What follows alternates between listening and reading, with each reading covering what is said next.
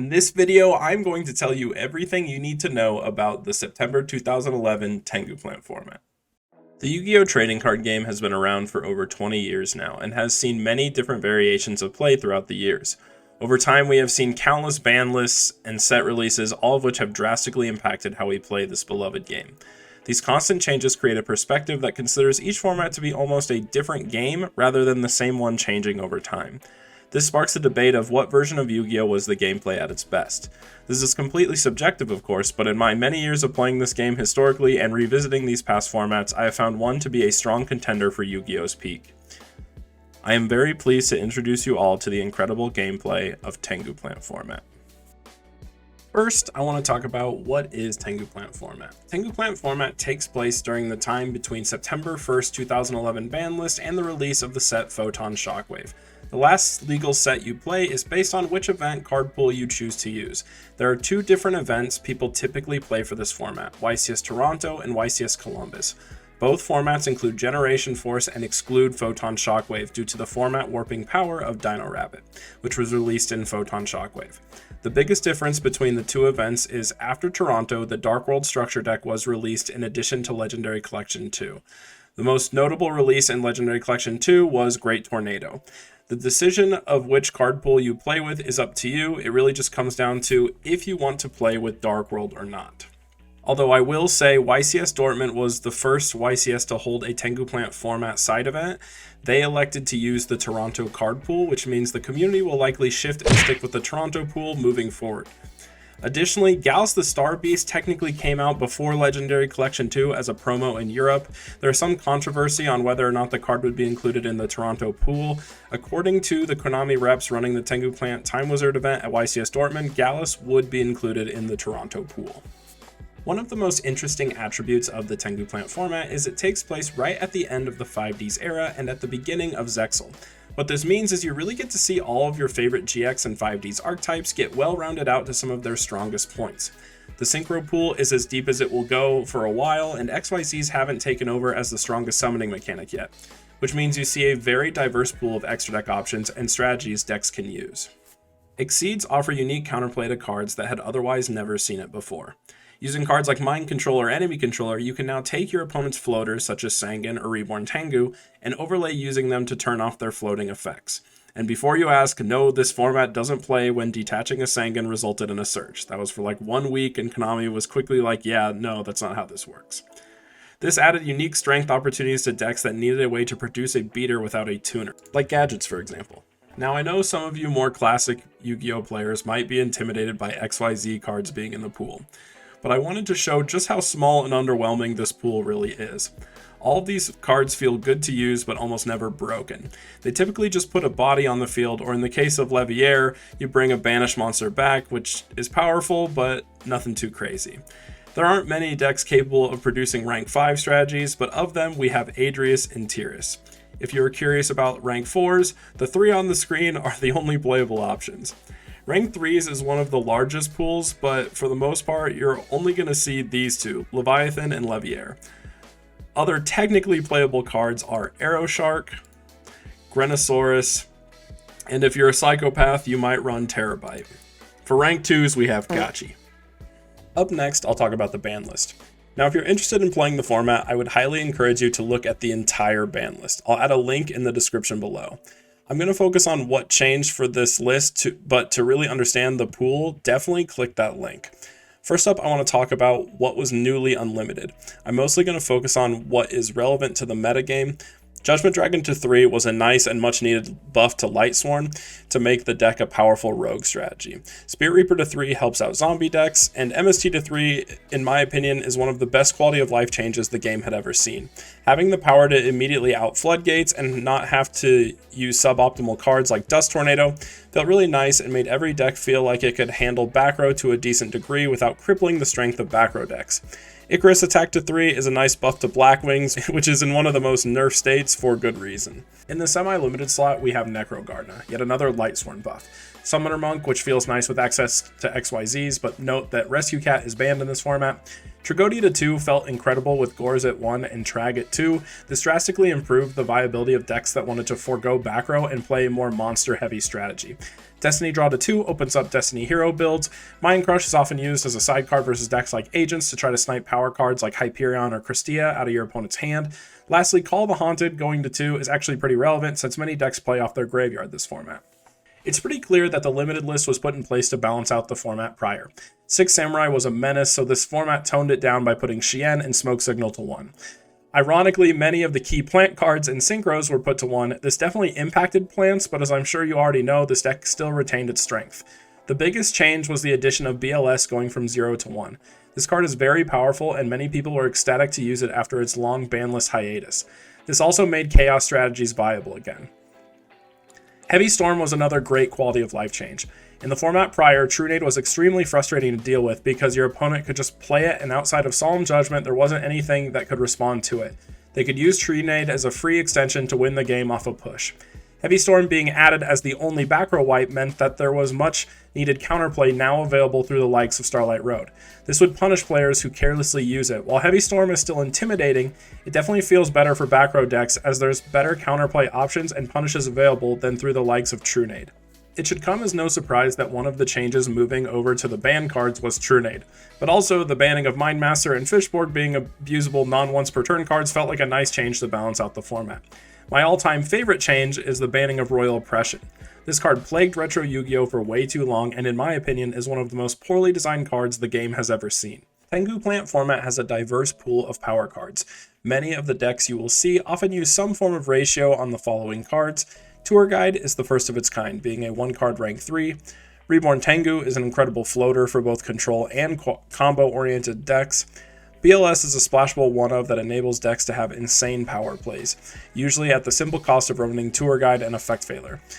Due to the synchrocentric nature of the format, Thunder King Ryo is easily one of, if not the best normal summons in this format. The card is incredibly versatile and often a pain for players to remove from the field.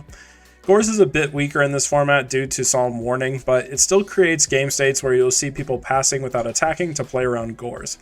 Glowbulb and Spore are one and the same, powerful once per duel tuners that are resources in your grave. Caius is easily still the best tribute summon in the game. Again, Tragodia is commonly used in decks with little to no back row as a punish to over-aggressive play from your opponent. Chaos Sorcerer is commonly seen in decks using light and dark monsters, and is at 3 in the format, although using it at 1 to 2 copies is the more common ratio for most decks. Hand Traps. Hand Traps are one of the best additions the game has seen. The ability to not have to solely rely on back row to defend yourself feels absolutely incredible. Effect Failure alone drastically reduced the power of many blowout cards like BLS, Tour Guide, and Caius. Alright, here's my trigger warning. I know many people are terrified of Maxx C, but before you walk away from the format at the sight of this card, understand that Tengu Plant format is one of the few formats where Maxx C actually feels balanced. It strictly punishes big combos and extensions, and overall is super healthy in the format. Please understand that this is still retro Yu-Gi-Oh! So the gameplay isn't super fast-paced where passing after getting hit with a Maxx C will typically result in a loss. In fact, more times than not, you will see decks in this format put a heavier emphasis on maining Valor and siding Maxx C due to the nature of the matchup dependency. If you're curious about the impact of the card, I made an entire video on the subject discussing its impact on literally every deck of the format. I'll put a link to that in the description below. This can also help you learn how to properly use Maxx C, as it is probably one of the most misplayed cards for newer players of the format. DD Crow is rarely mained and often sided. It's super powerful in the right matchups, but it doesn't have the same strength or impact as Valor or Maxx C. Lastly, we have Herald of Orange Light. This card is specific to Agents, being a meta fairy deck. The card is strong, but definitely has its drawbacks. It's usually up to the player preference on if an Agent player will opt to use Herald of Orange Light or Effect Failure. Spells. Many of the powerful spells in the game are one-ofs. The trinity of this format is Heavy Storm, Dark Hole, and Monster Reborn. I've already discussed Heavy Storm, but Dark Hole is also really nice. Dark Hole offers punishment to players that overextend on the board. This enables beautiful back and forth gameplay and the need for calculated extensions. It also is almost a bittersweet card because while it does punish overextended boards, there's also a lot of floaters in the format which can make the card at times feel underwhelming. Monster Reborn is probably the strongest of the trinity. A free extender or way to play around Solemn Warning is really nice. Oftentimes you'll see players use Warning on the summon of a Reborn Tengu, so this is a nice punish to that. Mind Control, in my opinion, is the strongest spell of the format. It has so many versatile uses. It punishes a turn 1 Thunder King by allowing you to Synchro or XYZ with your opponent's Thunder King. It outs floaters like Tengu or Sangan by allowing you to XYZ with their copies. It can even just banish your opponent's BLS. It's super versatile and definitely worth running in most decks. Book of Moon is at its ideal ratio as one of yet another super versatile cards. Pot of Avarice being at 1 means it's a powerful comeback tool and less of an abusable Pot of Greed for decks that fill the graveyards quickly. MSC being at 3 means you will often see decks maining 2 to 3 copies of the card depending on how they wish to play. Pot of Duality is one of my favorite additions to the game. This card really helped bridge the gap between meta and rogue. This card adds significant consistency to slower decks, which helps them keep up with the meta. The last 2 cards aren't used in everything, but are frequently seen. Enemy Controller is a huge power play when combined with Tour Guide or Tengu, and Lance is a powerful quick play that can be used in the damage step offensively or to protect your monsters defensively. Trap cards. Unlike modern Yu-Gi-Oh, traps are actually extremely relevant in the metagame. This format has a select few that are frequently seen and others that are a bit dependent on the deck. The most commonly used cards are Solemn Warning, one of the best responses to your opponent's power plays, Solemn Judgment being your defensive no button for the game. Trap Dust Shoot is probably the most annoying, but due to all the floaters and stall tools, the card isn't as critically as impactful as it is in prior formats. That being said, it can still be game breaking when resolved. Lastly, we have Torrential Tribute. This is the best punishment to big extensions and is something you always need to consider when summoning monsters until it's in the graveyard. Some of the others less commonly used traps include Mirror Force, Bottomless Trap Hole, and Dimensional Prison. Decks that focus a bit more on back row are the ones that tend to use some ratios of these cards. Additionally, as a punish to Heavy Storm, Dark Hole, or even Torrential Tribute, some decks elect to use Starlight Road. These last 2 cards are a bit more specific, but are something I would definitely encourage you to look out for. Skill Drain is one of the more common floodgates of the format due to stun decks being pretty strong, as well as Horn of the Phantom Beast. While it applies to Beast and Beast Warrior decks, it actually is relevant in many decks of the format and can absolutely blow you out if you are not prepared for it. Synchros are a really cool dynamic for every deck. Majority of the synchro monsters are generic. The extra deck functions like a toolbox for what you need at a given time, more so than a combo tool or way to set up negation like it is in modern Yu-Gi-Oh! If you want to learn this format, I would recommend reading all of these cards seen here, as pretty much any deck that synchros is definitely running these. Trishula is probably the best. While vulnerable to Valor, if it resolves, it's probably going to win you the game. Scrap Dragon is a nice spot removal as a generic level 8, and Stardust Dragon is used to protect your board from destruction. Black Rose is an incredible comeback tool that can be used to nuke the board, or even potentially OTK if used in a plant deck. Bryanak is easily the best level 6 synchro, and one of the few you will see in the format. TG Hyper Librarian is one of the main combo tools in 2011, which lets you draw when making synchro plays. Catastor is in pretty much every extra deck because it's easy to make and generically outs a ton of cards. Armory Arm is the only relevant level 4 synchro, and Formula is the only relevant level 2 synchro. Some honorable mentions: the first 2 are only relevant in Earth-centric decks, but there are quite a few in the metagame. Naturia Beast and Barkion are super powerful tools to turn off spells or traps. The unfortunate drawback to them is they require protection because a Tour Guide and a Leviathan Dragon outs either of them. The last card is a bit less common, but one of my personal favorites in this format. Orient Dragon just says banish a synchro monster when it's synchro summoned. This means you can out your opponent's cards without having to discard for the likes of Bryanak. This card has come up for me a lot, and I would definitely recommend using it if you have the space.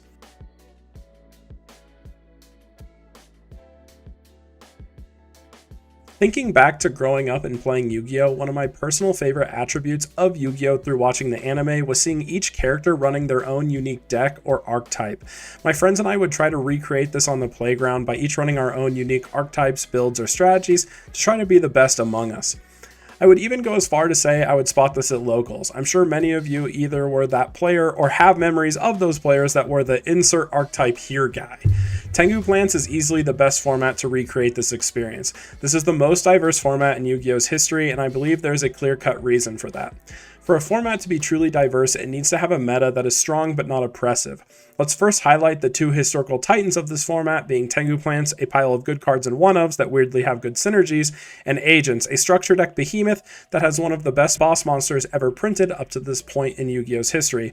While both of these decks are strong with high ceilings and incredible power plays, they both have their faults. Tengu plants having a clear-cut weakness to cards like Maxx C, Thunder King Ryo, and even King Tiger Wangu, and Agents inherently needing to run 3 vanilla bricks in main and not having much room for back row, meaning it can sometimes lack immediate responses to your opponent's plays. Both decks are extremely resource dependent, and I would say that's a huge theme of the 2011 format being resource management. While to this day these decks are powerful, their drawbacks make them extremely manageable with the rest of the available decks in the pool.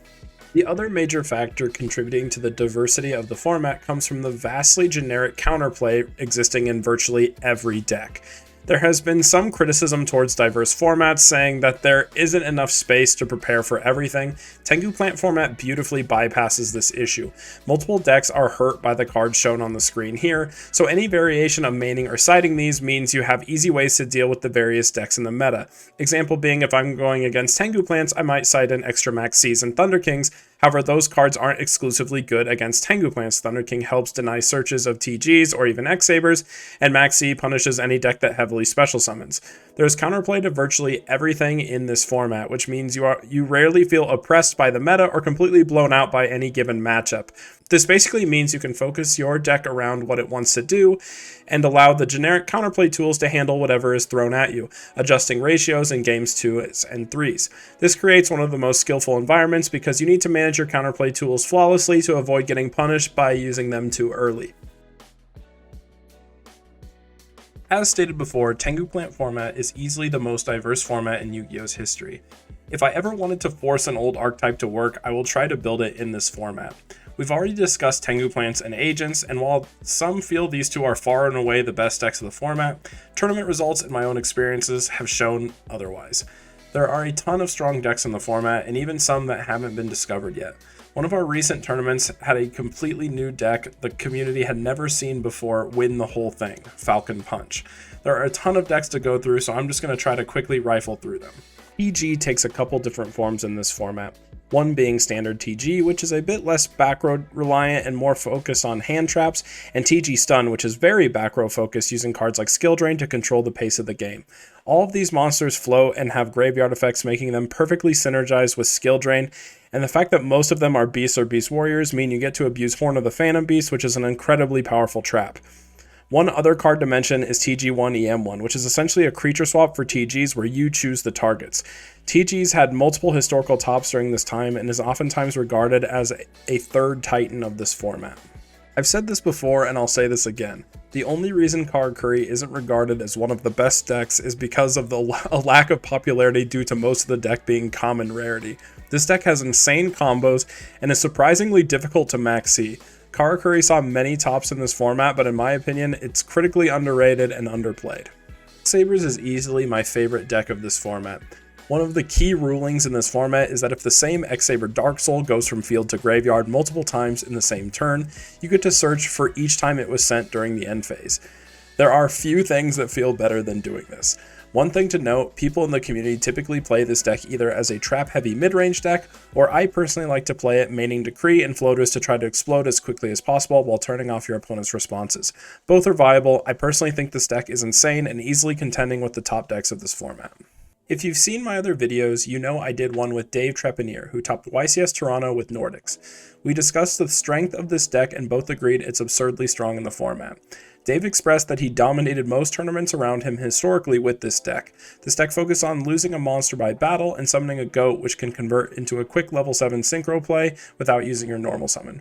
This deck can OTK out of nowhere and is so fun to pilot. Especially when playing with the YCS Toronto card pool, which excludes Dark World, Gravekeepers is an insane deck this format. While it's a bit weak to side decking, Necro Valley cripples most of the meta, and a turn 1 Royal Tribute can win games on its own. Chaos takes a couple different forms in this format. There is a pure standard Chaos build, which abuses cards like Dimensional Alchemist and Tour Guide to loop resources and spam Chaos monsters, and Piper Chaos, which focuses on using Mystic Piper and Kinkabio to overwhelm your opponent with card advantage by drawing up to 2 cards a turn. There are probably a million different ways to build heroes. One of the most notable is Hero Stun, a trap-heavy deck that abuses high attack values of hero monsters and Miracle Fusion to make the Shining. Then there is Fusion Gate Heroes, which uses a combo with Fusion Gate and Chain Material to create a massive board of hero fusions that when resolved, your opponent virtually has to Dark Hole or they probably lose. I have a video on that combo, which I can link in the description below. Honestly, I think Gadgets is another underrated deck of the format. There's the good old faithful Machina Gadget deck, but my personal preference is pure Gadgets, which just runs Gadgets plus Tengu and Ultimate Offering to go off and make a massive board of XYZ monsters. Do not underestimate the power of Utopia and Steelstorm Roach on the same field. What can't Psychics do? All their monsters float, they make synchros without their normal summon, they synergize incredibly well with Creature Swap, and all have really uniquely powerful effects. This deck was underexplored for its time, and especially when combined with a small TG engine, I feel like this deck has great matchups into just about everything. Originally, I didn't have Quick Draw or Junk Doppel at Tier 1 in this format, but recent tournament results have drastically proved me wrong. This deck has been performing extremely well. The more modernized builds have found ways to reduce vulnerability to Maxx C and have proven to be a powerhouse in the format. Drill Warrior is still a crazy card. Scrap's topped the YCS historically and is an absolute powerhouse in this format. Scrap Dragon's secondary effect to reborn a Scrap when it leaves the field makes that card even more ridiculous than it already is. Believe it or not, Worms also topped the YCS in this format, and honestly, this deck doesn't feel bad. Resolving W Nebula Meteorite can blow your opponent out and make you feel unbeatable. Just don't draw Worm King. Zombie Monarchs, or as a certain someone likes to call it, Zombie Midrange, abuses searcher cards like Goblin Zombie to slowly set up for big extensions to the like of Caius, Mizuki, and Plague Spreader. This deck was super versatile and topped the YCS in 2012, where the meta was significantly more oppressive. Also, having Tour Guide to go into Leviair and bring back your Mizuki definitely doesn't hurt. Yes, Gladiator Beast also topped in this format. There are so many different ways to approach building this deck. The deck that saw success at the time used A Hero Lives to quickly set up Geyserys plays, but honestly, there's definitely merit to just trying to abuse Forbidden Lance or Horn of the Phantom Beast in your builds. This deck still has a lot of potential to be even stronger. Blackwings are arguably in its most nerfed state in this format. However, if the Progression series has proved anything, it's that this deck is still very powerful. I've definitely seen this deck function well in tournaments. It's definitely playable for you Blackwing lovers. You just might need to get a bit creative with the build. Alongside Blackwing, there is Vayu Turbo, an Edison classic. This deck honestly has tested very well for me in the format. The addition of cards like Chaos Sorcerer and BLS makes virtually every card you put in your graveyard feel like a resource, creating very high ceilings and explosive plays. Continuing on the subject of Edison, Diva Hero still feels like a strong contender in the format. Absolute Zero is still absolutely insane, and adding Tour Guide and Leviair into the deck enables crazy combos you will just have to try for yourself. While some might disagree, I still feel Macrocosmos is a powerful deck in this format. Macro is such a good floodgate versus most of the meta, and this is one of the few decks that can actually abuse Vanity's Emptiness, which is otherwise too fragile to run in most other decks. Lancer Frogs is yet another deck that topped in a more oppressive format. I think this deck is also underexplored but still powerful. There are a few things that can successfully out a Resolve Sea Lancer in this format. I know I already covered agents, but the agent engine enables multiple unique builds for the deck that all play differently and are a lot of fun. TG Agents was actually very meta and my personal favorite way to build the deck. Gallus FTK might spook some people, but it's a super cheeky deck that, while it does have the capabilities of an FTK, it's a 3-card combo that requires a deck of exclusively monsters. Lastly, Herald Hyperion is low-key insane using Tour Guide to go into the Djinn. You can make Herald Perfection that prevents your opponent's special summons. At the risk of bricking, there is virtually nothing in the format that can out that once it has resolved. If you are opting to play the Columbus card pool, Darkworld is another powerful meta deck of the format. While I don't think it's as crazy as people hype it up to be, it's definitely a powerful deck that can win tournaments. One thing to note, many of the modernized builds opt to run a hand control variant through the likes of Drag Down. It still has one of the worst mirror matches the game has ever seen though. Well, I don't think any of these decks are bad per se, I just think that they aren't as good as the decks listed before them. I still felt they were worth mentioning as they are already pretty decent or have potential to be good with the right build. Monarchs have actually done pretty decent in tournaments, but I still can't shake that this deck is pretty bricky and fragile. Relying on a once per turn tribute summon can feel very risky at times, and if you don't see your Monarchs, you're gonna have a bad time. This deck is still a lot of fun, and I know a lot of people really enjoy playing it in this format, so I would definitely give it a try if you're interested. Honestly, in practice, Dragooney has performed very well for me. I do personally enjoy the deck. However, it is extremely weak to Valor, Maxx C, and MST, making it feel like it's a bit unsafe of an option to take to a tournament. That being said, it did have a few historical tops, so it's definitely possible. Going alongside Dragooney, dragons are very interesting. I can't place them higher because I rarely see them played, but 3 red MD, Dragon's Ravine, and a pre-eroded Future Fusion means it has to have some potential, right? Lightsworn saw a lot of buffs from the ban list. I personally experimented with this deck historically. It's a potential bricking nightmare, but it's an absolute blast to play. It also saw success at YCS Dortmund's Tengu Plan event, which was a 90-person tournament, so it definitely can pop off in the format. Contrary to popular belief for some reason, Six Samurai is definitely far from full power in this format. That being said, it's certainly not bad. If you watch my Tournament of Tournaments series, you know that Joe managed to snag a win with Six Samurai versus Agents, proving that it can sometimes be a contender. It's just not nearly as consistent. Mist Valley has seen some play recently as both a control and a pseudo combo deck.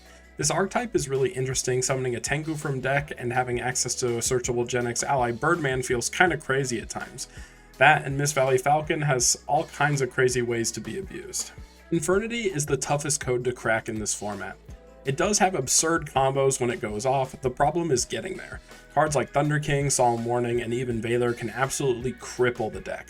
I'm super hopeful someone will come up with a build to make this deck strong because I'm honestly a big fan of the archetype, but this is arguably one of the most difficult decks in the format to pilot.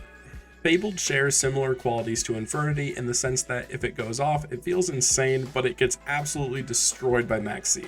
This is another deck I would love to see more optimized builds for, because I think this deck is so fun to play. It did have some success historically in the format prior to this one, but that was with 3 Pot of Avarice, so things are a bit tougher here. While Fish is nerfed due to a lack of Fishborg Blaster, it's actually still decently functional. If you can avoid bricking on your fish monsters and resolve Super Ancient Deep Sea Coelacanth, you can probably win with it. Now I know Ice Barriers are known to be a bad archetype, but once I built it as a pseudo Monarch deck and tested with it, it actually performed kinda well. I don't know if it's good, but it definitely felt good in testing. Having a once per turn Monster Reborn and a 3 of Searcher for any card in your archetype really isn't that bad. Last but not least, we have Rockstun. I don't know why I find this deck to be so interesting, I just remember a dude at my locals consistently dominating with the deck for a while, so I'm confident there is potential. Now I know this may come as a surprise, but there are still more decks available to play in this format. I covered the ones I feel are strong or have decent potential, but the possibilities really are endless, and I definitely left some out. Hopefully these examples give you an idea of just how much there is to play in this format. There really is something for everyone. If you'd like to see the other decks I left out, you can go to my website, tcgrewarn.com, where I have the full library for this format on display, in addition to general format information. Ultimately, Tengu Plant format feels like ideal Yu-Gi-Oh! It has a near perfect balance of grindy back and forth interactive gameplay and explosive, satisfying combos. The game moves at an ideal speed, and you rarely feel a need to contribute losses to the deck you're playing over your gameplay itself. The depth of skill in this format is unmatched. It feels like every decision drastically impacts the outcome of the game, the card pool having so much generic counterplay to literally everything, and the lack of broken ban-worthy cards makes it feel like the variance of the format is at an all-time low. The fact that many decks run floaters mean you rarely feel like you can get blown out or OTK'd in a single extension, unless you're already really behind or in a super simplified game state. The gameplay is extremely back and forth due to just the right amount of extenders and generic counterplay. I oftentimes find myself making a plan A, B, and C in a single turn. For example, if my opponent stops my tour guide, then I'll special summon my Chaos Orc. You are constantly playing towards your archetype's goals while your opponent does the same. This can result in back and forth tempo swings where your opponent makes a big monster and you burn resources to out that monster by making your own, and so on and so forth. It's really a blast to play, and in my opinion is when the Yu-Gi-Oh gameplay was at its best. Due to a slower retro pacing, this format is actually pretty easy to learn, but I'll say due to the skillful nature of the gameplay, it's tough to master.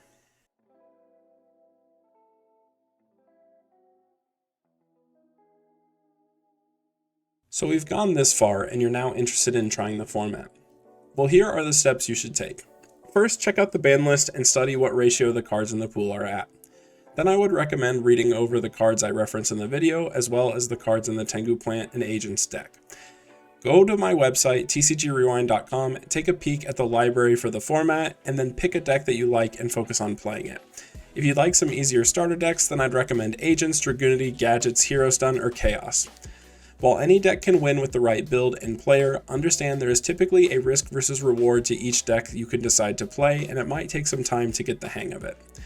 Be mindful of the hand traps in the format and try to play under the assumption that your opponent has them.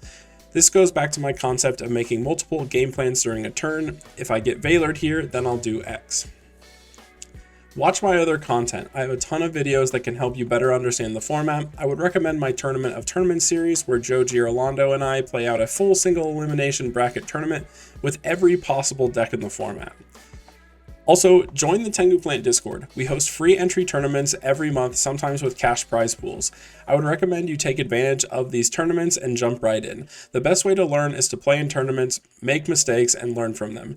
Never be afraid to ask questions. Our community is always down to welcome new people and help them out. I'll put a link to that Discord in the description below.